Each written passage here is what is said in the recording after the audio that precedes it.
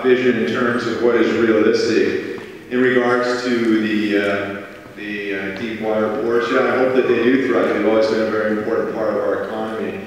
But I'd be cautious on relying on that. We got the Panama Canal that's being expanded and will be open soon. And that will take a lot of shipping that would otherwise come here to the Gulf Coast. The main thing I want to caution you about is the idea that we can plan the economy. We can't.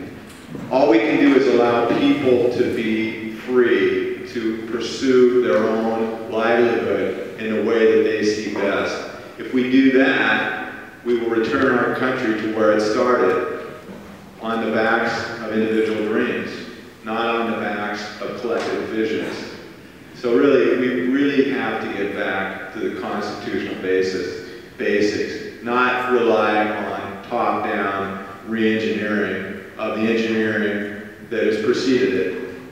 So I would very much caution about any kind of government-type planning, and again, emphasize the very real importance of individual freedom, civil liberties, and the rule of law. The three issues I essentially brought forward in my opening. Thank you.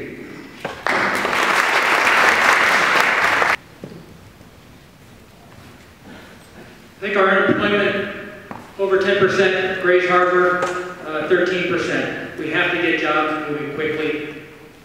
The best way to do that, again, is going to be through reinvigorating our natural resource economy, pulling the government out of the national forest, increasing harvest, ensuring that the regulations do not destroy our pulp mills that are providing high-paying wages and jobs that are really invigorating and keeping our economy going in this area. We also have a great opportunity in taking care of our veterans as they transition off of active duty, and we help them make the transition back to the civilian world, take their skills, translate them into, give them an education, translate their skills into the civilian world, and really help them come back and be productive members, be able to participate in the civilian economy and bring the skills that they learned in the military, bring the skills and the work ethics that they learned in the military to bear in this economy. We have great resources here. We can take advantage quickly and in the short term to get the economy moving again. Thank you.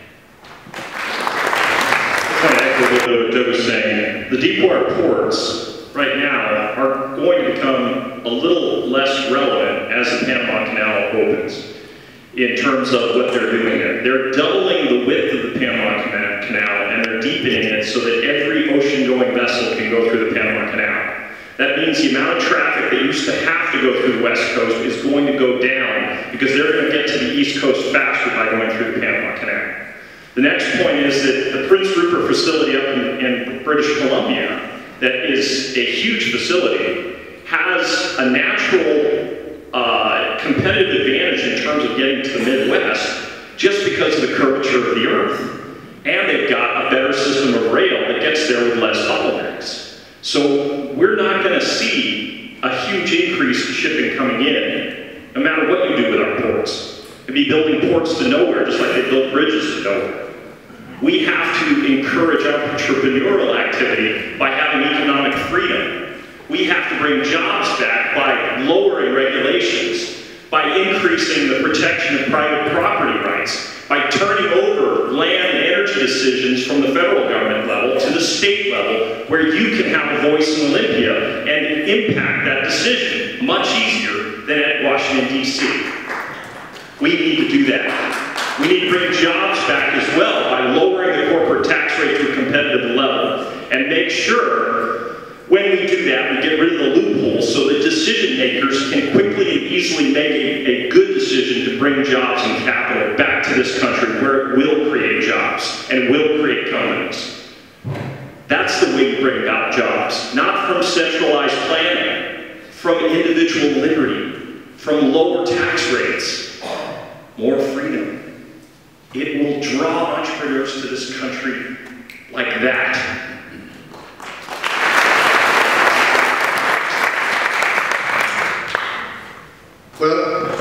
There you go, see? Instead of espousing a plan, they decided to attack one that I laid before you. But let me tell you something. Having spent over 70,000 miles on my vehicle, and having traveled this district, I can tell you that they haven't visited the ports. Because if they had visited people like Jim McIntyre, who's endorsed this campaign, if they'd gone down to the port down in Grace Harbor, they would know that the strategic strength of these ports is not the import business. It is in exporting from this district out to the rest of the world to bring foreign dollars to the shore. I just mentioned that to you. The strategic strength is not competing with Prince Rupert on imports. It's driving business growth, creating blue-collar family wage jobs out of these ports, leveraging our strategic strengths that we don't need to be dependent upon the federal government to tap into. Now, maybe they just don't see that because they have a different life experience, that's fine. You know, a broad base of experience has been discussed, so let's go there. The truth is what I offer to you is over a decade consulting globally and nationally in industries that matter to the future of your kids. Having spent time in both Asia and in Europe, consulting in industries like information technology, finance, healthcare, aerospace engineering, and energy. These are the jobs of the 21st century. I have a vision and a plan to achieve it. And in fact, let's talk about a plan. On the back of this card, in 30 seconds, you're going to see fixed, secure, and power. It's a prioritized list for how we're going to be effective day one in Congress. And I can sum it up for you very quickly. The top priority, fiscal responsibility, guess what that's code for? Cutting spending. Jobs for the free market, guess what that's code for? Deregulation is strategic to grow small businesses here, to free up capital for you to invest in small businesses. And then political accountability. I'll be talking about that in just a little bit, especially my pledge to come back before you every quarter in every county in this district as your congressman. The only person that's been willing to take that pledge. Thank you very much.